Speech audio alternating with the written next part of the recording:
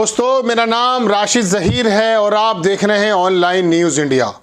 उत्तर प्रदेश के 2022 के चुनाव हो चुके हैं और आपको मालूम है कि समाजवादी पार्टी के लगभग अकेले की अगर हम बात करते हैं तो 111 कैंडिडेट आए हैं।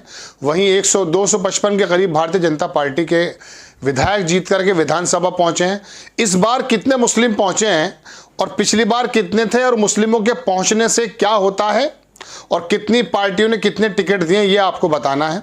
समाजवादी पार्टी की तरफ से काफ़ी टिकट दिए गए, हालांकि बहुजन समाज पार्टी इसमें ज़्यादा अगड़ी रही। ये बात अलग है कि उन ज़्यादा कैंडिडेट के खड़े होने की वजह से गठबंधन के कैंडिडेट हार गए। बहरहाल लेकिन उसके बावजूद भी 36 विधायक मुस्लिम विधानसभा में पहुंचे, जो पिछली बार की तुलना में 2 ज़्यादा है। पिछली बार 34 विधायक जीतकर पहुंचे थे और इस बार 36 विधायक जो हैं उत्तर प्रदेश की विधानसभा के अंदर अपना प्रतिनिधित्व बता रहे हैं। अब आपको मैं बताता हूं, जी हिंदुस्तान ने इसको छापा है कि जाने इस बार कितने मुस्लिम उम्मीदवार बने, भाजपा गठबंधन के मुस्लिम प्रत्याशियों का क्या क्या हुआ। 20% से अधिक, इसी 20% के बारे में योगी आदित्यनाथ जी ने कहा था कि ये नकारात्मक वोट है, ये नहीं चाहिए, ये नकारात्मक ही रूप में जाएगी। बहरहाल 20% से अधिक मुस्लिम आबादी वाले राज्य के कुल 403 विधायकों में नवनिर्वाचित विधायक 8.93 लगभग 9% है। चुने गए मुस्लिम विधायकों में मोहम्मद आजम खान, उनके बेटे वगैरह और ये तमाम लोग मौजूद हैं। लेकिन बहरहाल हम आपको खबर बताते हैं कि चुनावी माहौल में सत्तारूढ़ भाजपा और समाजवादी पार्टी के बीच सीधा मुकाबला हुआ। मतदाताओं को 8वीं उत्तर प्रदेश विधानसभा में 36 मुस्लिम उम्मीदवारों को चुना, जो पिछली विधानसभा की तुलना में 2 अधिक हैं। 20% से अधिक मुस्लिम आबादी वाले राज्य के कुल 403 विधायकों में नवनिर्वाचित विधायक 8.93 हैं, यानी कि लगभग 9%। इन नेताओं ने जीता, बहुत सारे नेता हैं इसके अंदर, मैं आपको बताऊंगा, लंबी बात हो जाएगी। बहरहाल मैं आपको बताना ये चाहता हूं कि ज़रा सा देखने की बात यह है कि लगभग 122 कैंडिडेट को बहुजन समाज पार्टी ने टिकट दिया। उसमें 68 जगह ऐसी हैं दर्शकों जहां पर गठबंधन के प्रत्याशियों को हराया गया और जो जगहें गठबंधन के जीतने के लिए बिल्कुल माकूल थी। मैं ये नहीं कह रहा हूं आपसे कि गठबंधन के आने के बाद स्वराज आ जाएगा।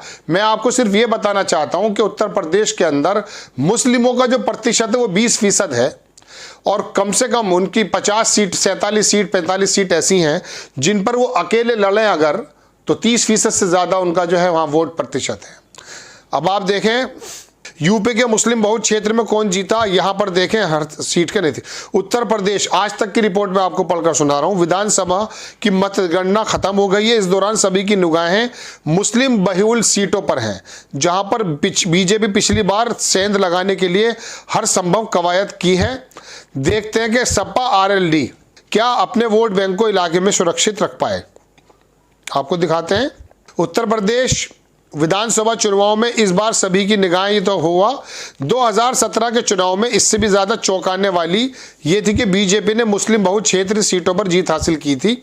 बीजेपी ने 82 में से 62 ऐसी सीटों पर जीत हासिल की थी 2017 में, जहां मुस्लिम वोटरों की आबादी 1/3 थी। सूबे की कुल 403 सीटों में 143 सीटों पर मुस्लिम अपना वजूद रखते हैं। 143 यानी कि 143, 150 के करीब मुस्लिम ऐसे हैं कि उनका असर है। इनमें से 70 सीटों पर मुस्लिम आबादी 20 से 30% के बीच है, यानी कि इन 143 में 70% ऐसी सीटें हैं, 70 सीटें ऐसी हैं जहां पर मुस्लिमों की आबादी 20 से 30% है। 73 सीटें ऐसी हैं जहां मुसलमान 30% से ज़्यादा हैं। सूबे की करीब 3 दर्जन ऐसी विधानसभा सीटें हैं जहां मुस्लिम उम्मीदवार अपने दम पर जीत दर्ज कर सकते हैं। सूबे की टोटल 3 दर्जन यानी कि 36 सीटें तो ऐसी हैं कि सिर्फ मुस्लिम अगर अकेले वोट देंगे तो वो जीत जाएंगे, जहां मुस्लिम उम्मीदवार अपनी जीत पर दर्ज कर सकते हैं। जबकि करीब 107 विधानसभा सीटें ऐसी हैं जहां अल्पसंख्यक मतदाता चुनावी नतीजों को खासा प्रभावित करते हैं। इनमें ज़्यादातर सीटें पश्चिमी उत्तर प्रदेश, तराई वाले इलाके और पूर्वी उत्तर प्रदेश की हैं। यूपी में मुजफ्फरनगर, शामली, सहारनपुर, बरेली, बिजनौर, मेरठ, अमरोहा, मुरादाबाद, रामपुर और संभल जिले हैं। अब ये तमाम लोगों की इन्होंने लिस्ट दी है कि कौन कौन जीत सकता है, लेकिन मैं आपको बताना ये चाहता था कि बहुजन समाज पार्टी ने जिस तरह का वितरण किया। एक पत्रकार है, उनका नाम है दीपक शर्मा, ये जागरण से भी जुड़े रहे, ये आज तक के लिए भी रिपोर्टिंग करते थे। लगभग 6 महीने पहले मैंने कहीं बनाया था वो प्रोग्राम। उन्होंने कहा था कि अमित शाह से बहुजन समाज पार्टी के बड़े नेता मिले और उन्होंने कहा कि 100 सीटों पर आप मुस्लिम मजबूत खड़े कीजिए, जिससे कि मुस्लिम वोटों में बिखराव पैदा हो जाए और बाकी लोग वहाँ जो भारतीय जनता पार्टी के वो लोग जीत जाएं। मैं ये तो नहीं कहता कि मुस्लिम वोटों में बिखराव हुआ है, लेकिन 122 सीटें ऐसी हैं जहां बहुजन समाज पार्टी के कैंडिडेट खड़े हुए। सबको अधिकार है खड़े करने का, इसमें कोई दो राय नहीं है, लेकिन बहुत सारी सीटें ऐसी हैं दर्शकों जहां पर गठबंधन जीत सकता था, लेकिन 2217 से मुजफ्फरनगर के पास वहां नकुल सीट पर जो राज्य मंत्री वो हार गए। कुछ ऐसी सीटें निकली हैं जहां पर 500, 1000, 2000, 3000, 5000 से ज़्यादा जो है वोटों से भारतीय जनता पार्टी ने गठबंधन के कैंडिडेट को हरा दिया। वजह क्या रही है? वजह यूँ रही है कि एक तो बहुजन समाज पार्टी का वोट उसको अपनी तरफ आकर्षित करने में भारतीय जनता पार्टी सफल रही। मायावती जी के बारे में कल एक साहब बोल रहे थे कि अपना घर जलाकर उसने भारतीय जनता पार्टी के घर में उजाला कर दिया, अपनी आइडियोलॉजी ख़त्म की, अपनी पार्टी का कोर वोट लगभग 21 से 23% वोट बहुजन समाज पार्टी का मिला करता था, 20% तो एटलीस्ट है ही, उसमें 12% वोट ऐसा है दर्शकों, मैं पहले प्रोग्राम में आपको बता चुका, जो इस वक्त सिर्फ बहुजन समाज पार्टी को मिला है। बाकी तमाम वोट जो है वो मूव करके भारतीय जनता पार्टी में चला गया। उसके कई मुख्य कारण हैं। पहला मुख्य कारण तो ये कह सकते हैं कि मायावती जी बिल्कुल एक्टिव नहीं रही। परसेप्शन ये भी बनाया गया था कि उनको डराया जा रहा है, भारतीय जनता पार्टी उनको दबाव में लेकर बात करती है, और अमित शाह ने आखिर में आके कहा कि मायावती जी को निकलना चाहिए, क्योंकि 7वें चरण में दलित मतदाता सबसे ज्यादा था। और अमित शाह जी को शायद यह भी डर लग गया होगा कि दलित मतदाता का अगर कुछ वोट बहुजन समाजवादी पार्टी या गठबंधन अपने पक्ष में ले लेगा तो वो परिस्थितियां बदल देगा, इसलिए वहां मायावती जी को एक्टिव कर दिया गया। अब मायावती जी आकर बताती हैं कि मुस्लिमों ने डर करके जो है वोट कर दिया। मुस्लिम तो दर्शकों में आपको बता दूं कुछ इस प्रकार से है कि मैंने आपसे कहा ना कि 36 सीटें तो ऐसी हैं, जैसे कि आज तक की रिपोर्ट लिखती है कि अगर वो अकेले भी लड़ते हैं तब भी वो जीत जाएंगे। यहाँ गठबंधन की तरफ से 36 सीटें निकली हैं। इसके अंदर जाट भाइयों ने और बाकी तमाम लोगों ने जो है, जितने भी गठबंधन के अंदर लोग हो सकते थे, वो इकट्ठा हुए। लेकिन समाजवादी पार्टी के बारे में एक परसेप्शन ये भी बना दिया गया था कि अगर ये आ जाएंगे तो गुंडागर्दी की सरकार आ जाएगी। हालांकि भारतीय जनता पार्टी का जो कोर वोट है, जिसे हम वैश्य वोट बोलते हैं, पंडित बोल सकते हैं, कायस बोल सकते हैं, ठाकुर, वो एंटी कंबेंसी बहुत ज़्यादा थी और उन्हें मालूम है कि देश के अंदर क्या बिगड़ रहा है। और यही वजह है कि ऊंची क्लास ने, यानी कि जो हमारा जनरल क्लास का जो भारतीय जनता पार्टी का वोट है, वो भारतीय जनता पार्टी को वोट नहीं कर पाया। लेकिन भारतीय जनता पार्टी के बारे में मैं पहले आपको बता चुका हूँ कि उसके तर्कश में बहुत सारे तीर हैं।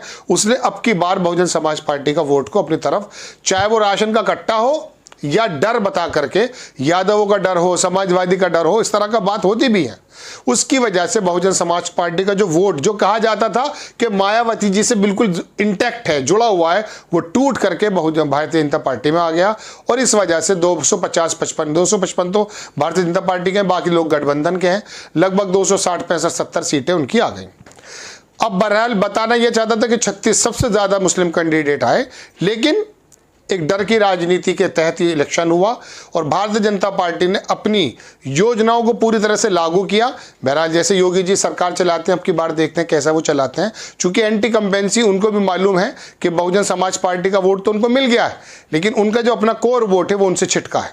तो बहरहाल बड़ी खबर कि इस बार मुस्लिम समुदाय के 36 लोग प्रतिनिधित्व करेंगे और मजबूत विपक्ष की शायद भूमिका निभाएंगे। लेकिन फिर भी सोचने का मुद्दा यह है कि हिंदुत्व के मुद्दे पर, राशन के मुद्दे पर अगर वोटें बदली जा सकती हैं तो देश के भविष्य के बारे में बेहतर कौन सोच सकता है। इस बारे में बहुत ज़्यादा चर्चा करने की और मंथन करने का विषय है। आपको खबर कैसी लगी अपनी राय कमेंट्स बॉक्स में जरूर दीजिएगा। चैनल को सब्सक्राइब कीजिए, शेयर कीजिए। नेक्स्ट टाइम किसी खबर के साथ आता हूं। जय हिंद। इस खबर को अभी लाइक करें, शेयर करें, अभी चैनल को सब्सक्राइब करें और घंटी जरूर